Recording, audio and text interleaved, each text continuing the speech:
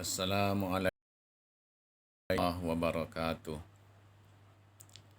Pada pertemuan ini kita akan membicarakan tentang konsep estetika Melayu.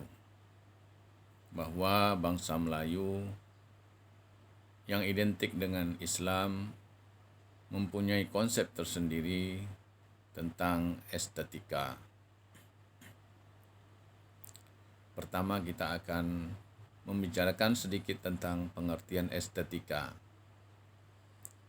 Kata estetika berasal dari bahasa Yunani kuno, yaitu dari kata aesthesis, yang bermakna tanggapan, memberikan tanggapan atau komentar terhadap sesuatu benda, baik yang nyata maupun yang abstrak. Menurut Nur Azman Abdul Aziz, estetika adalah cabang falsafah yang mengandung pertalian dengan sifat keindahan, seni, rasa, penciptaan, dan tanggapan terhadap keindahan. Jadi, estetika itu menurut Nur Azman adalah cabang filsafat yang di dalamnya terdapat keindahan, terdapat estesis itu sendiri.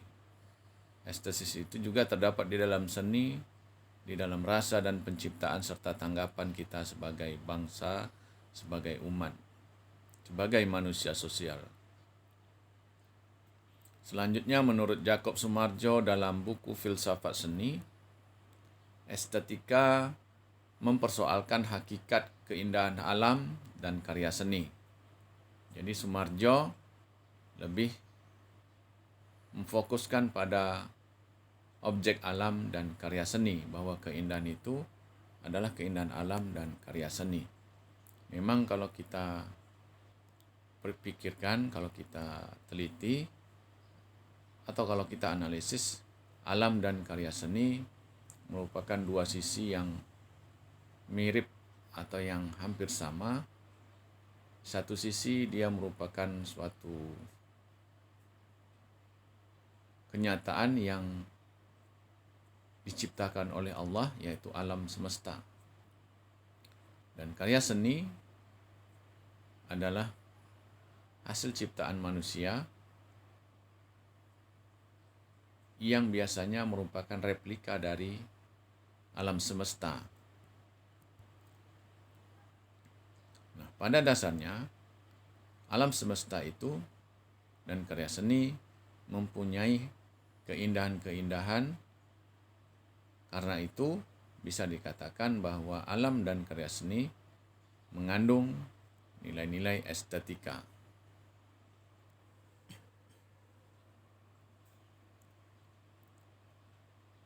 Dalam kehidupan sehari-hari, estetika itu merupakan aspek kebutuhan hidup kita. Tanpa estetika, maka kehidupan kita menjadi terasa hambar. Karena estetika itu memberikan corak tersendiri di dalam perjalanan kehidupan kita sebagai manusia. Ada beberapa aspek yang berkaitan dengan estetika sebagai kebutuhan hidup. Pertama, estetika itu aspeknya adalah objektif. Apa adanya, tidak mengada-ngada. Yang kedua, berkaitan dengan etik. Etik itu berkaitan dengan moral, benar dan salah, tentang kebenaran dan ketidakbenaran. Estetika tersendiri adalah keindahan. Keindahan yang dapat kita rasakan, yang dapat kita nilai, yang dapat kita berikan tanggapan terhadap suatu benda. Kemudian estetika yang tertinggi, aspek estetika yang tertinggi sebagai kebutuhan hidup bangsa Melayu adalah agama, yaitu agama Islam. Nah, agama Islam merupakan kebenaran yang mutlak, yang tidak bisa diganggu-gugat. Sebagai kebenaran yang diturunkan oleh Allah Subhanahu wa taala untuk dijadikan pedoman perjalanan hidup baik dunia maupun akhirat. Dalam konsep Islam,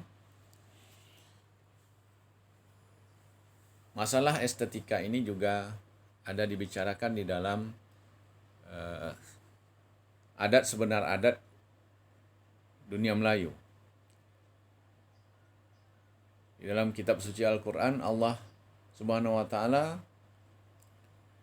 menjadikan kamu cinta kepada keimanan dan menjadikan keimanan itu indah di dalam hatimu. Di sini dapat kita pahami bahwa pokok pangkal keindahan itu adalah keimanan. Dengan adanya keimanan, maka akan memunculkan cahaya keindahan di dalam hati kita masing-masing. Karena itu, aspek keimanan sangat penting, yaitu keimanan kita terhadap Allah Subhanahu wa Ta'ala, keimanan kita terhadap Rasulullah SAW, Rasul dan para nabi, malaikat, kitab suci, dan sebagainya.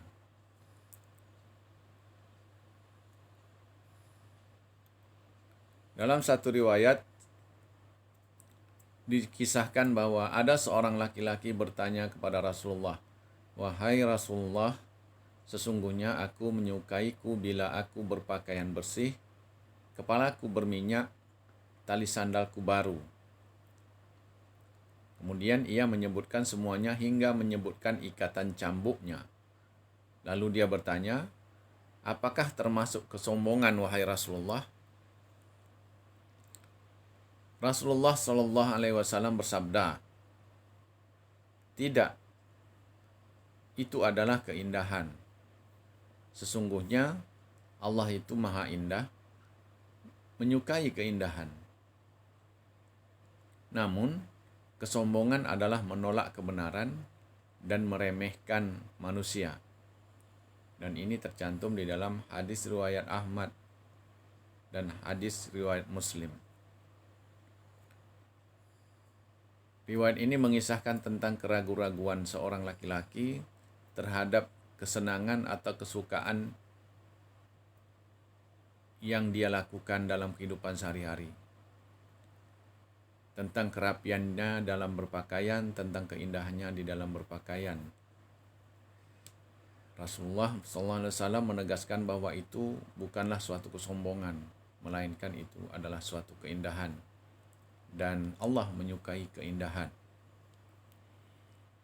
Dan itu tidak menjadi persoalan apabila tidak disertai dengan kesombongan. Allah tidak menyenangi kesombongan, sehingga apa yang kita lakukan apabila tidak disertai dengan kesombongan, insya Allah dia akan bernilai keindahan. Di sini ditegaskan bahwa kesombongan adalah menolak kebenaran. Suatu kebenaran yang tidak kita terima, malahan kita sanggah bahwa itu menjadi suatu kesalahan, maka itu termasuk dalam kesombongan. Dan sikap suka meremehkan atau merendahkan orang lain juga termasuk di dalam kesombongan. Dan ini sangat dilarang dalam konsep Islami.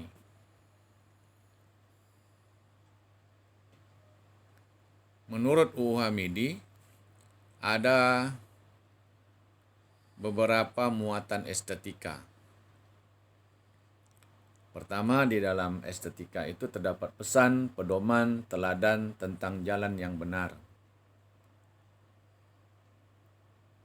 Jadi nilai estetika itu mengandung pesan, amanat-amanat, mengandung pedoman-pedoman atau petunjuk-petunjuk, sehingga bisa kita jadikan teladan tentang ihdinas siratal mustaqim, tentang jalan yang benar, tentang petunjuk ke jalan yang lurus, agar kehidupan kita tidak menyimpang, tidak jatuh ke jurang. Kedua, sindiran halus untuk pergaulan sosial. Di dalamnya terdapat sindiran-sindiran, kiasan-kiasan halus yang dapat kita gunakan di dalam pergaulan sosial, dalam pergaulan kehidupan bermasyarakat, sehingga dalam pergaulan tersebut tidak terjadi hal-hal yang tidak kita inginkan, tidak terjadi pertentangan yang sangat menyulitkan antara masyarakat. Dengan adanya sindiran-sindiran halus, kritikan-kritikan yang dilakukan secara sindiran halus, maka akan dapat diterima oleh orang lain. Kemudian ada jalan nasib manusia sebagai hamba. Di dalam muatan estetika itu menurut Uwamidi, pada poin ketiga terdapat jalan nasib manusia sebagai hamba. Ada takdir yang harus dijalani manusia sebagai hamba Allah Subhanahu wa taala. Poin keempat, cinta sebagai sentuhan batin. Di dalamnya bercerita tentang persoalan cinta. Dan cinta itu ditinjau sebagai sentuhan batin, rohaniah, bukan sentuhan jasmaniah. Jadi dia berkaitan dengan keindahan batiniah, keindahan ilahi, bukan keindahan biologis. Selanjutnya, muatan estetikanya adalah alam sebagai lambang atau kiasan hidup. Alam yang terbentang bisa dijadikan sebagai simbol pelajaran. Simbol pelajaran ini yang akan berkias kepada kehidupan kita sehingga kita dapat memahami kehidupan kita yang sebenarnya. Alam yang terbentang bisa kita jadikan sebagai guru. Alam yang terbentang bisa kita jadikan sebagai materi pembelajaran untuk memahami makna kehidupan. Selanjutnya, di dalam muatan estetika itu terdapat keseimbangan dunia akhirat, lahir batin, bentuk isi, dan sebagainya. Memang di dalam konsep Islam diajarkan keseimbangan antara dunia dan akhirat. Keseimbangan antara hal positif dan negatif. Maksudnya keseimbangan antara lahir dan batin, bentuk dan isi harus serasi. Dan yang paling bagus adalah keseimbangan itu lebih mengutamakan hal-hal yang positif, hal-hal yang elok, yang terbaik, terutama sesuai dengan konsep Islami atau adat istiadat yang sebenarnya. Kemudian yang terakhir, di dalam muatan estetika itu terdapat perulangan pola atau bingkai. Ada perulangan yang sama antara satu hal dengan hal yang lain di dalam merumuskan konsep-konsep estetika, terutama berkaitan dengan karya-karya seni atau karya sastra.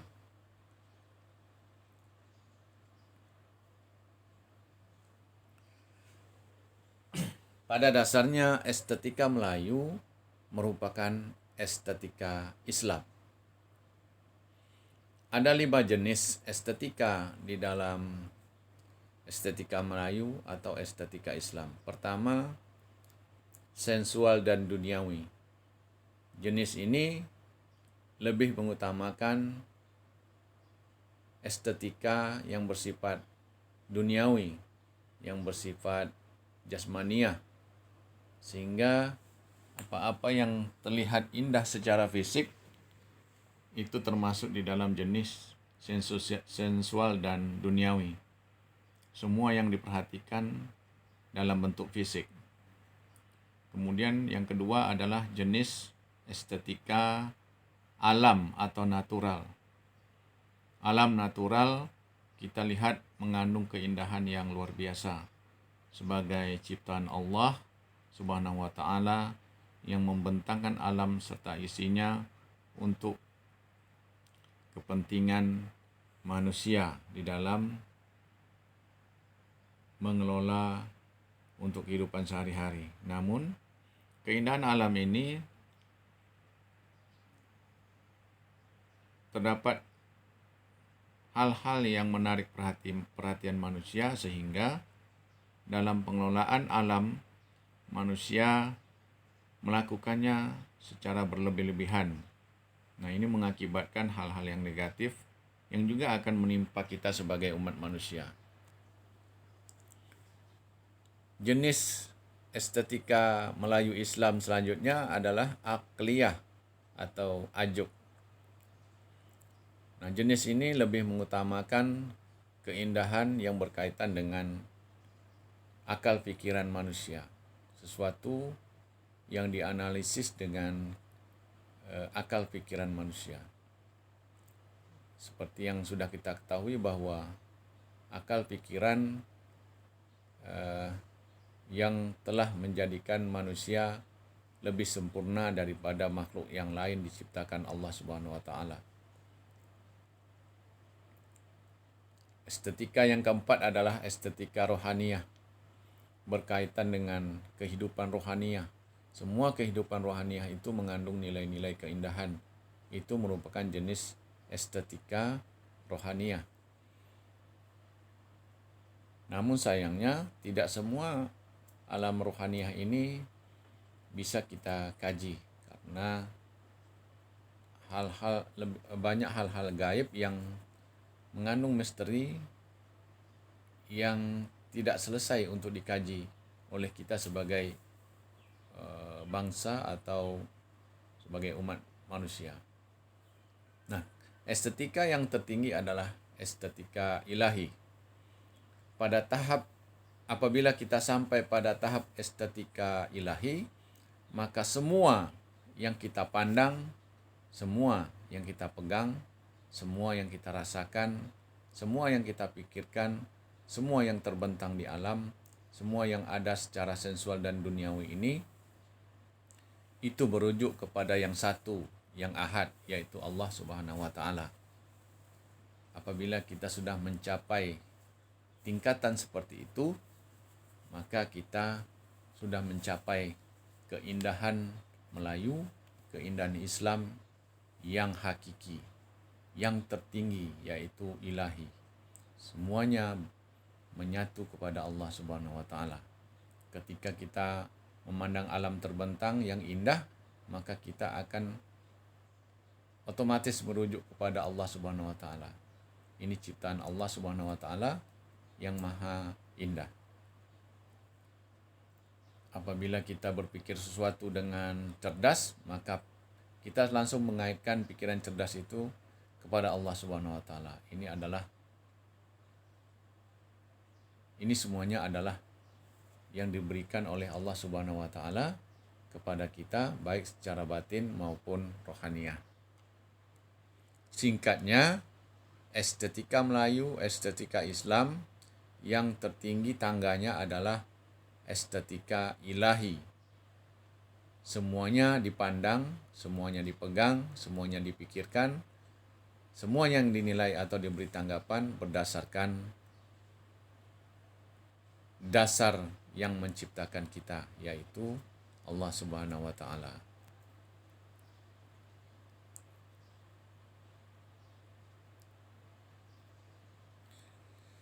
Dalam uraian selanjutnya dijelaskan bahwa keindahan seksual dan duniawi itu yaitu keindahan yang berkaitan dengan hedonisme dan materialisme yang bersifat kebendaan, yang mengutamakan hidup kesenangan duniawi. Kemudian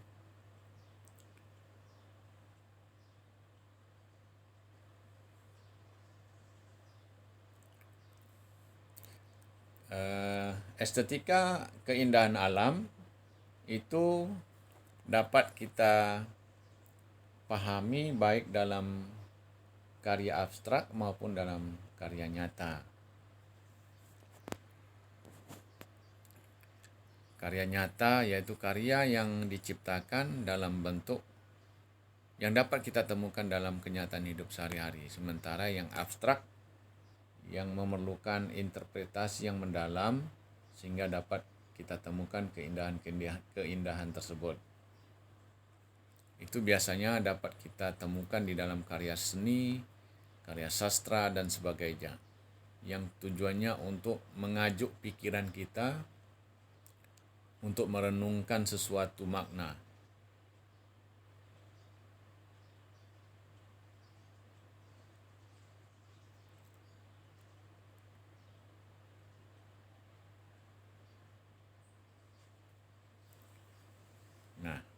Keindahan ilahi yang saya jelaskan tadi dapat kita lihat pada poin yang kelima. Di dalam surah Al-Baqarah ayat 115 dikatakan, dan kepunyaan Allah lah timur dan barat. Maka kemanapun kamu menghadap, disitulah wajah Allah.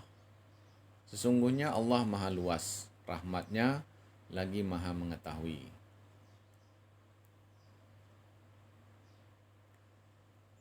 Nah, dapat kita terjemahkan di sini, dapat kita pahami di sini bahwa di dalam catatan ini dikatakan disitulah wajah Allah, maksudnya kekuasaan Allah itu meliputi seluruh alam. Sebab itu di mana saja manusia berada, Allah mengetahui perbuatannya. Karena itu ia selalu berhadapan dengan Allah. Nah, inilah yang disebut dengan keindahan ilahi. Kemana saja kita memandang, kemanapun, apapun yang kita pandang, di situ kita akan mengakui kehebatan, kekuasaan Allah Subhanahu wa Ta'ala. Ketika kita mengagumi suatu benda, maka kita akan merujuk kepada pengaguman dan pengakuan kita kepada Allah Subhanahu wa Ta'ala. Itulah yang disebut dengan estetika ilahi, estetika Melayu Islam ilahi yang tertinggi.